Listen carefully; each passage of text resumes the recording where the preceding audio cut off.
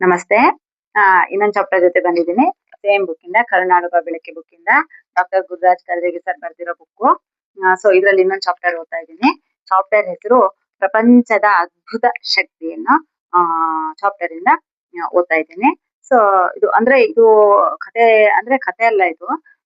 Gururaj Karjagi sir student ಒಬ್ರದ್ದು ಸ್ಟೋರಿನ ಇದನ್ನ ಒಂದು chapter ಆಗಿ ಬರ್ತಿದ್ದಾರೆ. ಸೊ ಅದೇನು ಅಂತ ನೋಡೋಣ.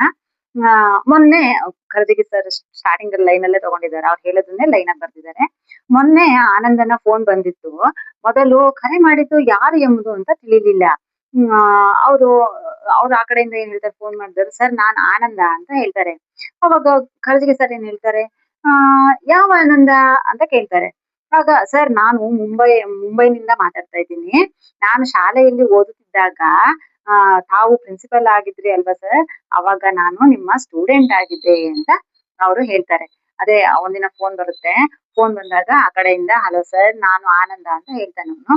ಆಗ ಗುರುರಾಜ್ ಕರ್ಜಗಿ ಸರ್ ಎಷ್ಟೊಂದ್ ಮಕ್ಳಿಗೆ ಪಾಠ ಮಾಡಿರ್ತಾರಲ್ವಾ, ಆನಂದ ಅಂದ್ರೆ ಹೆಂಗ್ ಗೊತ್ತಾಗುತ್ತೆ ಕರ್ಜಗಿ ಸರಿಗಲ್ವಾ. ಯಾವ ಆನಂದ ಅಂತ ಕೇಳ್ತಾರೆ ಕರ್ಜಗಿ ಸರ್. ಅವಾಗ ಅವನು, ಸರ್ ನಾನು ಮುಂಬೈಲಿದ್ದಾಗ ನಿಮ್ ಶಾಲೆಯಲ್ಲಿ ಓದ್ತಾ ಇದ್ದೆ, ನೀವು ಅವಾಗ ನಮ್ಗೆ ಪ್ರಿನ್ಸಿಪಲ್ ಆಗಿದ್ರಿ, ಆ ಆನಂದ ಅಂತ ಹೇಳ್ತಾರೆ. ಆಗ ಅದನ್ನು ಕರ್ಜಗಿ ಸರಿಗೆ ಗೊತ್ತಾಗಲ್ಲ. ಆಗ ಚಿಕ್ಕ ಮಕ್ಳು ವಾಯ್ಸೆ ಬೇರೆ ಇರುತ್ತೆ. ಈಗ ದೊಡ್ಡ ಹುಡುಗ ಗಡುಸು ಧ್ವನಿಗೂ ನಾನ್ ಹಿಂದೆ ಎಂದೋ ಕೇಳಿದ್ದ ಸಣ್ಣ ಹುಡುಗನ ಧ್ವನಿಗೂ ತುಂಬಾ ವ್ಯತ್ಯಾಸ ಇದೆ ಅಲ್ವಾ, ತಾಳೆ ಆಗ್ಲಿಲ್ಲ, ಹಾಗಾಗಿ ನನಗೆ ಅಷ್ಟೊಂದು ಗೊತ್ತಾಗ್ಲಿಲ್ಲ ಅಂತ ಹೇಳ್ತಾರೆ. ಹೌದಪ್ಪ ಆನಂದ ಹೌದಪ್ಪ ಆನಂದ ಎಷ್ಟೋ ಹುಡುಗರಿದಾರಲ್ಲ, ನಿನ್ನದು ಯಾವ ಬ್ಯಾಚು ಅಂತ ಕೇಳ್ತಾರಂತೆ ಸರ್. ಆಗ ಅಂತ ಯಾವ ಬ್ಯಾಚ್ ಇರ್ಬೋದು ಅಂತ ಹೇಳಿ ನೆನ್ಪು ಮಾಡಕ್ ಶುರು ಮಾಡ್ತಾರಂತೆ. ನನ್ನ ನೆನಪಿನ ಗೂಡಿನಲ್ಲಿ ತುಂಬಿ ಹೋಗಿದ್ದ ಮಕ್ಕಳ ಚಿತ್ರಗಳೆಲ್ಲ ಹುಡುಕತೊಡಗಿದೆ. ಅಂದ್ರೆ ಮಕ್ಳು ಎಷ್ಟೊಂದ್ ಮಕ್ಳಿಗೆ ಪಾಠ ಮಾಡಿದಾರಲ್ವಾ ಅವರು, ಆ ಮಕ್ಳೊಳಗೆ ಆನಂದ ಅಂದ ತಕ್ಷಣ ಅವ್ರಿಗೆ ಹೆಂಗ್ ನೆನಪಾಗುತ್ತೆ, ಎಷ್ಟೊಂದ್ ಮಕ್ಳು ನೋಡಿರ್ತಾರಲ್ವಾ ಅವರು. ಹಾಗಾಗಿ ನನ್ ಕಣ್ಮುಂದೆ ನನ್ ಮನ್ಸಲ್ಲಿ ಇರ್ತಕ್ಕಂತ ಎಲ್ಲಾ ಹುಡುಗರ ಚಿತ್ರಗಳು ನನ್ ಕಣ್ಮುಂದೆ ಬಂದ್ವು, ಅದ್ರಲ್ಲಿ ನಾನು ಹುಡುಕಕ್ ಶುರು ಮಾಡ್ದೆ ಅಂತ ಕರ್ಜಗಿ ಸರ್ ಹೇಳ್ತಾರೆ. ಆಗ ಆತ ಹೇಳ್ತಾನೆ, ಹೌದು ಸರ್, ಆನಂದ ಎಂಬ ಹುಡುಗರು ತುಂಬಾ ಜನ ಇರ್ತಾರೆ, ಅವ್ರಿಗೆಲ್ಲರಿಗೂ ತುಂಬಾ ಜನ ಪಾಠ ಮಾಡಿದೀರ ಗೊತ್ತು, ಆದ್ರೆ ನಾನು ತುಂಬಾ ವಿಶೇಷ ಆನಂದ ಸರ್ ಅಂತ ಹುಡುಗ ಹೇಳ್ತಾನೆ. ಆಗ ಹಾಗೆ ಯಾರು ಇರುವುದು ಸಾಧ್ಯ ಅಲ್ಲವೇ ಸರ್ ಅಂತ. ನಾನ್ ತುಂಬಾ ಸ್ಪೆಷಲ್ ಆಗಿದ್ದೀನಿ ಸರ್, ನಾನ್ ತುಂಬಾ ಸ್ಪೆಷಲ್ ಆದ ಆನಂದ, ನನ್ ತರ ಇರೋಕೆ ಯಾವ ಆನಂದನೂ ಸಾಧ್ಯ ಇಲ್ಲ ಅಂತ ಹೇಳಿ ಆ ಹುಡುಗ ಹೇಳ್ತಾನೆ. ನಾನು ಸರ್ ಆರು ಬೆರಳಿರುತ್ತಲ್ಲ ಆನಂದ, ನನ್ ಕೈಯಲ್ಲಿ 6 ಬೆರಳಿದ್ವಲ್ಲ ಆ ಆನಂದ ಸರ್ ನಾನು ಅಂತ ಹೇಳಿ ಆ ಹುಡುಗ ಹೇಳ್ತಾನೆ. ಆ ಹುಡುಗ ಹಂಗಂದ ತಕ್ಷಣನೇ ಅವ್ರಿಗೆ ತಿಳಿದ್ಬಿಡುತ್ತಂತೆ, ಗುರುರಾಜ್ ಕರ್ಜಗಿ ಸರ್ಗೆ ಅವ್ರಿಗೆ ಗೊತ್ತಾಗ್ಬಿಡುತ್ತಂತೆ 6 ಬೆರಳಿನ ಆನಂದ ಅಂದ ತಕ್ಷಣ. ಆಗ ಅವನ್ನ ಸ್ಟೋರಿ ಹೇಳ್ತಾ ಇದ್ದಾರೆ, ಹುಡುಗನ ಸ್ಟೋರಿನ. 15 ವರ್ಷಗಳ ಹಿಂದೆ ನಡೆದು ಹೋದ ಘಟನೆ ಈಗಷ್ಟೇ ನಡೆದಂತೆ ಮೈ ತುಂಬಿ ಮನದಲ್ಲಿ ಓಡಾಡ್ತು. ಅವನು ನಾನು 6 ಬೆರಳಿನ ಆನಂದ ಅಂದ ತಕ್ಷಣ ಗುರುರಾಜ್ ಕರ್ಜಿಗೆ ಪಟ್ ಅಂತ ಹುಡುಗ ನೆನಪಾಗಿ 15 ವರ್ಷದ ಹಿಂದೆ ಅವನ ಜೊತೆ ನಡೆದಿದ್ದ ಘಟನೆ ಅವರಿಗೆ ಈಗ ತಾನೇ ನಡೀತು ಅಂತ ಮನಸ್ಸಲ್ಲಿ ಕಣ್ಮುಂದೆ ಬಂತು. ಅದನ್ನ ಹೇಳ್ತಾ ಇದ್ದಾರೆ, ಯಾವ ಆನಂದ ಅಂತ ಅದನ್ನ ಕತೆ ಹೇಳ್ತಾ ಇದ್ದಾರೆ. 10ನೇ ತರಗತಿಯ ಕ್ಲಾಸು, ತರಗತಿ ಎಲ್ಲ ಮುಗಿದಿದ್ವು. ಇನ್ ಮುಂದೆ ಪರೀಕ್ಷೆ ಬರಲಿದೆ. ಆಮೇಲೆ ಅದಾದ ನಂತರ ಮಕ್ಕಳು ಎಲ್ಲಿಗೋ ಹೋಗ್ತಾರೆ, ತಿಳಿಯದು. ದೈವ ಅವರನ್ನು ಪ್ರಪಂಚದ ಯಾವ ಮೂಲೆಗೂ ಕರೆದೊಯ್ಯುತ್ತೆ ಗೊತ್ತಿಲ್ಲ. ಅದಕ್ಕೆ ನಾನೊಂದು ವಿಚಾರ ಮಾಡಿ ತರಗತಿಗೆ ಬಂದಿದ್ದೆ. ಅಂದ್ರೆ 10ನೇ ತರಗತಿ ಮಕ್ಳು ಇರ್ತಾರಲ್ವಾ, ಒಂದ್ ಸ್ಕೂಲಲ್ಲಿ SSLC ಮುಗಿದ ತಕ್ಷಣ ಮಕ್ಳು ಕಾಲೇಜಿಗೆ ಅಂತ ಯಾವ್ಯಾವ ದಿಕ್ಕಿಗೆ ಹೋಗ್ಬಿಡ್ತಾರೆ, ಯಾವ್ದೋ ಕಾಲೇಜ್ ಸೇರ್ತಾರೆ, ಯಾವ್ದೋ ಊರಿಗೆ ಹೋಗ್ತಾರೆ. ಆಗ ಎಲ್ಲ ಮಕ್ಳು ಎಲ್ಲೆಲ್ಲೋ ಹೋಗ್ಬಿಡ್ತಾರೆ. ಭಗವಂತ ಅವ್ರನ್ನ ಯಾವ್ದಾವ್ದೋ ಮೂಲೆಗೆ ಕಳಿಸ್ಬಿಡ್ತಾರೆ. ಹಾಗಾಗಿ ಎಲ್ಲಿ ಹೋಗ್ತಾರೆ ಅವ್ರು, ಎಲ್ಲಿರ್ತಾರೆ ಅಂತ ಗೊತ್ತೇ ಆಗಲ್ಲ ಅಂತ ಕರ್ಜಗಿ ಸರ್ ಹೇಳ್ತಾ ಇದ್ದಾರೆ. ಇದನ್ನೆಲ್ಲ ಮನ್ಸಲ್ಲೇ ಇಟ್ಕೊಂಡು ಇವ್ರಿಗೆ ಏನಾದ್ರು ಒಂದು ವಿಶೇಷವಾದ ತರಗತಿ ತಗೋಬೇಕಲ್ಲ, ಇವ್ರು 10ನೇ ತರಗತಿ ಹುಡುಗರು ಇವಾಗ ಎಕ್ಸಾಮ್ ಮುಗಿದ ತಕ್ಷಣ ಹೋಗ್ಬಿಡ್ತಾರೆ, ಯಾರು ಎಲ್ಲೆಲ್ಲೋ ಹೋಗ್ತಾರೋ ಗೊತ್ತಾಗಲ್ಲ. ಹಾಗಾಗಿ ಇವ್ರಿಗೆ ಒಂದು ವಿಶೇಷ ಸ್ಪೆಷಲ್ ಕ್ಲಾಸ್ ತಗೊಳ್ಳೋಣ ಅಂತ ಹೇಳಿ ಕರ್ಜಗಿ ಸರ್ ಕ್ಲಾಸಿಗೆ ಬರ್ತಾರೆ. ಕ್ಲಾಸಿಗೆ ಬಂದವರೆ ಏನ್ ಮಾಡ್ತಾರೆ, ಸರಿ ನಿಮಗೊಂದು ಕ್ಲಾಸ್ ತಗೋತೀನಿ, ನೀವೆಲ್ಲ ಒಬ್ರನ್ನೊಬ್ರು ಈ ವಿಷಯನ ನಾನು ಇವಾಗ ಮಾಡ್ತೀನಲ್ಲ, ಇದನ್ನ ನೀವೊಬ್ರು ಮುಸುರು ಇರೋವರ್ಗು ಇದನ್ನ ಯಾವತ್ತೂ ಮರೆಯೋಕ್ಕಾಗಲ್ಲ, ಆ ತರ ಒಂದು ಸ್ಪೆಷಲ್ ಕ್ಲಾಸ್ ತಗೋತೀನಿ ಇವತ್ತು ಅಂತ ಹೇಳಿ ಕರ್ಜಗಿ ಸರ್ ಹೇಳ್ತಾರೆ. ಮಕ್ಳೆಲ್ಲ ಮುಖದಲ್ಲಿ ನಗು ಇಟ್ಕೊಂಡು ಕಾಯ್ತಾ ಇರ್ತಾರೆ, ಸರ್ ಕರ್ಜಗಿ ಸರ್ ಏನೋ ನಮಗೆ ಸ್ಪೆಷಲ್ ಕ್ಲಾಸ್ ತಗೋತಾರೆ, ಏನೋ ಹೇಳ್ಕೊಡ್ತಾರೆ ಅಂತ ಹೇಳಿ ಖುಷಿಯಿಂದ ಕಾಯ್ತಾ ಇರ್ತಾರಂತೆ. ಆಗ ಗುರುರಾಜ್ ಕರ್ಜಗಿ ಸರ್ ಹೇಳ್ತಾರೆ, ಸರಿ ಒಬ್ರಿಗೊಬ್ರು ಮುಖ ಈ ಕಡೆ ತಿರ್ಕೊಂಡು, ಅಂದ್ರೆ ಒಬ್ರಿಗೊಬ್ರು ಮುಖ ಮಾಡಿ ಹಿಂಗ್ ಎದುರು ಬದ್ರು ಕುತ್ಕೊಳ್ಳಿ ಒಬ್ರಿಗೊಬ್ರು ಅಂತ ಹೇಳ್ತಾರಂತೆ ಕರ್ಜಗಿ ಸರ್. ಆಗ ಎಲ್ಲ ಮಕ್ಳು ಒಬ್ರಿಗೊಬ್ರು ಮುಖ ಮಾಡಿ ಕೂರ್ತಾರೆ. ಕುತ್ಕೊಂಡ ತಕ್ಷಣ ಹೇಳ್ತಾರಂತೆ ಕರ್ಜಗಿ ಸರ್, ನೋಡಿ ವಿದ್ಯಾರ್ಥಿಗಳೇ, ನಿಮ್ಮ ಮುಖವನ್ನು ಅತ್ಯಂತ ಸೂಕ್ಷ್ಮವಾಗಿ ಗಮನಿಸ್ಬೇಕು. ನಿಮ್ ಎದುರುಗಡೆ ಇರ್ತಾರಲ್ವಾ ಅವ್ರನ್ನ ನೀವು ಸೂಕ್ಷ್ಮ ಗಮನಿಸ್ಬೇಕು. ಮೇಲಿಂದ ಕೆಳವರ್ಗುನು ಅವ್ರ ಕೂದಲು, ಅವ್ರ ಹುಬ್ಬು, ಅವ್ರ ಹಣೆ, ಕಣ್ಣು, ಅವ್ರ ರೆಪ್ಪೆ, ಅವ್ರ ಮೂಗು, ಆ ಮೂಗ್ ಶೇಪ್ ಯಾವ್ದಿದೆ, ಕೆನ್ನೆ ಯಾವ ತರ ಇದೆ, ತುಟಿ ಯಾವ ತರ ಇದೆ, ಹಲ್ಲಿ ಯಾವ ತರ ಇದೆ, ಕಿವಿ ಯಾವ ತರ ಇದೆ, ಪ್ರತಿಯೊಂದು ಅವ್ರ ಮುಖದಲ್ಲಿ ಮೇಲಿಂದ ಕೆಳವರೆಗೂ ಆ ಮುಖದಲ್ಲಿ ಏನೇನು ಹೇಗೆ ಹೇಗೆ ಒಬ್ರಿಂದ ಒಬ್ರಿಗೆ ಕೆಲವು ಚೇಂಜ್ ಇದ್ದೇ ಇರುತ್ತಲ್ವಾ. ಒಬ್ರು ಇದ್ದಿರ್ತಾರೆ ಇನ್ನೊಬ್ರಿಗೆ ಇರಲ್ಲ. ಸೊ ನೀವ್ ಅದನ್ನ ತುಂಬಾ ಸೂಕ್ಷ್ಮವಾಗಿ ಅಬ್ಸರ್ವ್ ಮಾಡ್ಬೇಕು. ಒಂದೊಂದು ಗೆರೆನು ನೀವು ಅಬ್ಸರ್ವ್ ಮಾಡ್ಬೇಕು. ಕಣ್ಣು ಅಂದ್ರೆ ಅಂತ ಹೇಳ್ತಾರೆ. ಆಗ ಹೇಳಿದ ತಕ್ಷಣ ಮಕ್ಳು ಸರಿ ಅಂತ ಹೇಳಿ ಮಾಡಕ್ ಶುರು ಮಾಡ್ತಾರೆ. ಆದ್ರೆ ಫಸ್ಟಿಗೆನ ಅವ್ರಿಗೆ ಒಂಥರ ಅಂದ್ರೆ ಎದುರುಗಡೆ ಕೂತಿರೋರ್ನ ಕ್ಲೀನ್ ಆಗಿ ಒಂದ್ ಕಡೆಯಿಂದ ಕಣ್ಣಲ್ಲಿ ಕಣ್ಣಿಟ್ಟು ಸಣ್ಣ ಸಣ್ಣದನ್ನು ಅಬ್ಸರ್ವ್ ಮಾಡಿ ನೋಡ್ಬೇಕು ಅಂದ್ರೆ ಸ್ವಲ್ಪ ಕಷ್ಟ ಆಗುತ್ತೆ ಅಲ್ವಾ. ಸೊ ಮಕ್ಳಿಗೂ ಸ್ವಲ್ಪ ಇರುಸು ಮುರುಸು ಆಯ್ತಂತೆ. ಸ್ವಲ್ಪ ಸ್ವಲ್ಪ ಮುಂದೆ ಮುಂದೆ ತುಂಬಾ ಸಂತೋಷದಿಂದ ಭಾಗವಹಿಸಿದ್ರಂತೆ. ಫಸ್ಟ್ ಸ್ವಲ್ಪ ಕಷ್ಟ ಆಯ್ತು. ಸ್ವಲ್ಪ ಈಸಿ ಅಂತ ಕ್ಲಾಸ್ ಕೊಟ್ಟಿದ್ದಾರೆ ಅಂತ ಸ್ವಲ್ಪ ಬೇಜಾರಾಯ್ತಂತೆ. ಆಮೇಲೆ ತುಂಬಾ ಖುಷಿಯಿಂದ ಪಾರ್ಟಿಸಿಪೇಟ್ ಮಾಡಿದ್ರಂತೆ. ಆಮೇಲೆ 5 ನಿಮಿಷ ಹೀಗೆ ಮಾಡಕ್ ಹೇಳಿದ್ರು, ಹಿಂಗೆ ಕುತ್ಕೊಳಕ್ ಹೇಳಿದ್ರಂತೆ. ಅವ್ರ ಎದುರುಗಡೆ ಇರೋರ್ನ ಹಿಂಗೆ ನೋಡ್ತಾ ಕುತ್ಕೊಳ್ಳಿ 5 ನಿಮಿಷ ಅಂತ ಕೂರ್ಸಿದ್ರಂತೆ. ಆಮೇಲೆ ಇದು ಮುಗಿದ ನಂತರ ನಿಮ್ಮ ಕೈಗಳಿದಾವಲ್ವಾ, ನಿಮ್ಮ ಕೈಗಳು ಹಸ್ತ ಇದಾವಲ್ವಾ, ಆ ಹಸ್ತಗಳನ್ನ ಹಿಂಗೆ ಅಬ್ಸರ್ವ್ ಮಾಡ್ತಾ ಹಿಂಗೆ ನೋಡ್ತಾ ಇರ್ಬೇಕು ಅಂತ ಕರಡಿಗೆ ಸರ್ ಹೇಳಿದ್ರಂತೆ. ನಿಮ್ ಕೈ ಹಸ್ತ ಇದೆಯಲ್ಲ, ಆ ಕೈನ ನೀವು ದಿಟ್ಟಿಸಿ ನಿಮ್ ಬೆರಳುಗಳು ಹೇಗಿದಾವೆ, ನಿಮ್ಮ ಕೈಗಳ ಬೆರಳುಗಳು ಹೇಗಿದಾವೆ, ಮತ್ತೆ ಆ ಬೆರಳುಗಳ ಲೈನ್ಗಳು ಹೇಗಿದ್ದಾವೆ, ನಿಮ್ ಹಸ್ತ ಹೇಗಿದೆ, ಹಸ್ತದಲ್ಲಿರೋ ಲೈನ್ ಹೇಗಿದೆ, ಪ್ರತಿಯೊಂದು ತುಂಬಾ ಅಬ್ಸರ್ವ್ ಮಾಡಿ ತುಂಬಾ ಸೂಕ್ಷ್ಮವಾಗಿ ಅಬ್ಸರ್ವ್ ಮಾಡಿ ಅಂತ ಹೇಳಿ ಕರಜಿಗಿ ಸರ್ ಹೇಳ್ತಾರಂತೆ.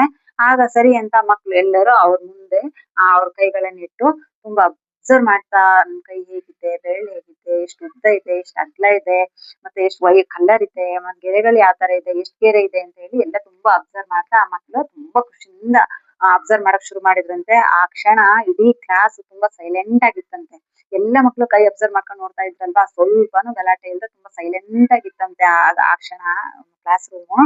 ಆಗ ನೋಡಾದ್ಮೇಲೆ ಹಿಂಗೆ ಸೈಲೆಂಟ್ ಆಗಿದ್ದ ಸಮಯದಲ್ಲಿ ಒಂದ್ ಕೂಗ್ ಕೇಳ್ಸುತ್ತೆ. ಒಬ್ರು ಕೂಗಿದ್ ಕೇಳ್ಸುತ್ತೆ, ಸರ್ ಅಂತ ಕೂಗ್ ಕೇಳ್ಸುತ್ತೆ. ಆಗ ಕರಜಿಗಿ ಸರ್ ಹಿಂಗ್ ತಿರುಗಿ ನೋಡ್ತಾರೆ. ಒಂದ್ ಹುಡ್ಗ ಅವ್ನು ಎದ್ ನಿಲ್ತಾನೆ. ಅವನು ತುಂಬಾ ನಾಚಿಕೆ ಸ್ವಭಾವದವನು. ಯಾವತ್ತೂ ಸರ್ ಎದುರುಗಡೆ ಮಾತಾಡೇ ಇಲ್ಲ. ಕ್ಲಾಸಲ್ಲಿ ಧ್ವನಿ ಎತ್ತಿ ಮಾತಾಡೇ ಇಲ್ಲ. ತುಂಬಾ ಸೈಲೆಂಟ್ ಆಗಿ ಕ್ಲಾಸ್ ಕೇಳ್ತಾ ಕೂತಿರೋ ಹುಡ್ಗ ಒಂದೇ ಸರ್ಗೆ ಸರ್ ಅಂತ ಕೂಗ್ತಾನೆ. ಕೂಗಿದ ತಕ್ಷಣ ಅವ್ರಿಗೆ ವಿಚಿತ್ರ ಆಗುತ್ತೆ. ಇನ್ನೇನಪ್ಪ ಇವ್ನು ಯಾವತ್ತೂ ನನ್ ಜೊತೆ ಮಾತಾಡಿಲ್ಲ, ಕ್ಲಾಸಲ್ಲಿ ಏನನ್ನೂ ಶೇರ್ ಮಾಡಲ್ಲ, ಸುಮ್ನೆ ಸೈಲೆಂಟ್ ಆಗಿ ಕೂತಿರ್ತಾನೆ, ಇವತ್ ಮಾತಾಡ್ತಾ ಇದ್ದಾನೆ, ನೋಡೋಣ ಏನ್ ಮಾತಾಡ್ತಾನೆ ಅಂತ ಹೇಳಿ ಕರಜಿಗಿ ಸರ್ ಹಿಂದೆ ತಿರುಗಿ ನೋಡ್ತಾರೆ. ನೋಡಿದ ತಕ್ಷಣ ಅವಾಗ ಅವನು ನೋಡ್ತಾರೆ. ನೋಡಿದ ತಕ್ಷಣ ಅವ್ನು ಹೇಳ್ತಾನೆ, ಅವ್ರ ಕಾಲಿಗೆ ಬಂದು ನಮಸ್ಕಾರ ಮಾಡ್ತಾನೆ. ನಮಸ್ಕಾರ ಮಾಡಿ ಏನಾಗ್ತಿದೆ ಎಂದು ನೋಡೋಷ್ಟ್ರಲ್ಲಿ ಓಡ್ ಬರ್ತಾನೆ. ಸರ್ ಅಂತ ಹೇಳ್ತಾನೆ, ಕೂಗ್ತಾನೆ, ಓಡ್ ಬಂದು ಕರಜಿಗಿ ಸರ್ ಕಾಲಿಗೆ ಅಡ್ ಬೀಳ್ತಾನೆ. ಏನ್ ಮಾಡ್ತಾ ಇದ್ದಾನೆ ಇವನು ಅಂತ ಅವ್ರು ಅಬ್ಸರ್ವ್ ನೋಡೋದ್ರೊಳಗೆ ಅವನು ಗುರುರಾಜ್ ಕರಜಿಗಿಯನ್ನ ಗಟ್ಟಿಯಾಗಿ ತಕ್ಕೊಂಡು ಜೋರಾಗಿ ಅಳಕ್ ಶುರು ಮಾಡ್ಬಿಡ್ತಾನೆ. ಪಾಪ 10ನೇ ತರಗತಿ ಹುಡುಗ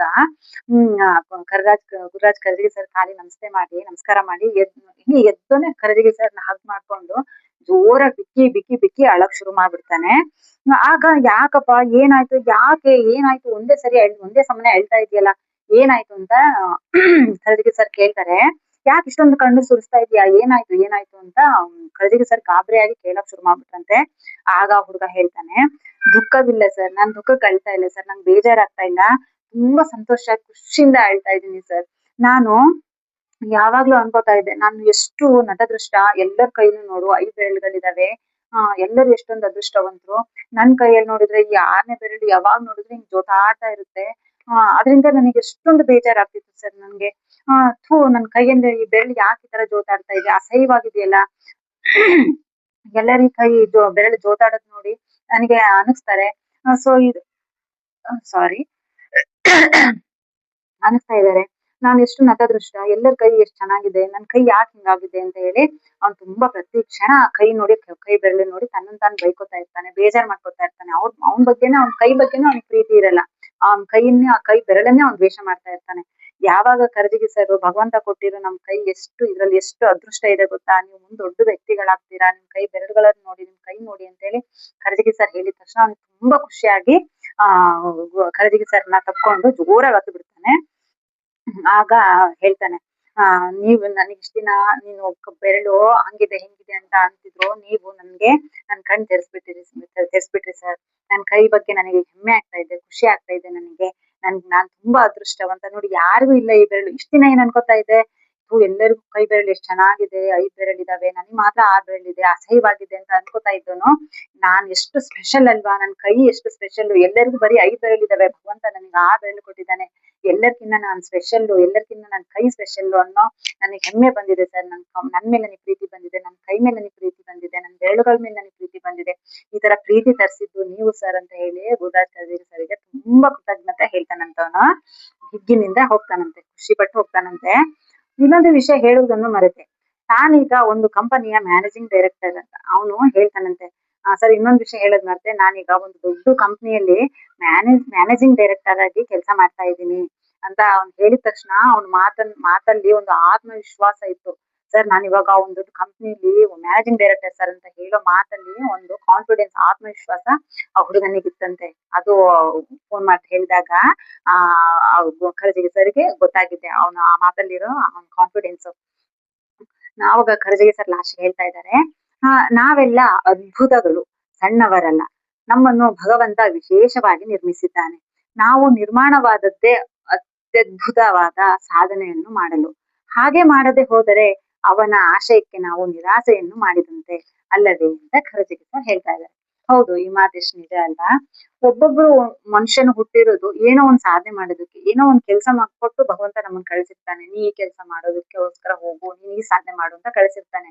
ಆದ್ರೆ ನಾವು ನಮ್ ಹುಟ್ಟಿನ ಉದ್ದೇಶವನ್ನೇ ಬಿಟ್ಟು ಬೇರೆ ಏನೇನೋ ಮಾಡ್ತಾ ಇರ್ತೀವಿ, ಏನೇನೋ ನೋಡ್ತಾ ಇರ್ತೀವಿ, ಏನೇನೋ ಕೇಳ್ತಾ ಇರ್ತೀವಿ. ನಮ್ ಹುಟ್ಟಿನ ಉದ್ದೇಶ ಬಿಟ್ಟು ಬೇರೆ ಇನ್ನೆಲ್ಲ ಮಾಡ್ತಾ ಇರ್ತೀವಿ. ಸೊ ಅದನ್ನೇ ಹೇಳ್ತಾ ಇದ್ದಾರೆ ಖರ್ಜಿಗೆ ಸರ್. ಭಗವಂತ ನಮ್ಮ ಮೇಲೆ ನಂಬಿಕೆ ಇಟ್ಟು ನೀವು ಕೆಲಸ ಮಾಡ್ತೀಯಾ ಅಂತ ಹೇಳಿ ನಮ್ಮನ್ನ ಭೂಮಿ ಕಳಿಸಿರ್ತಾರೆ.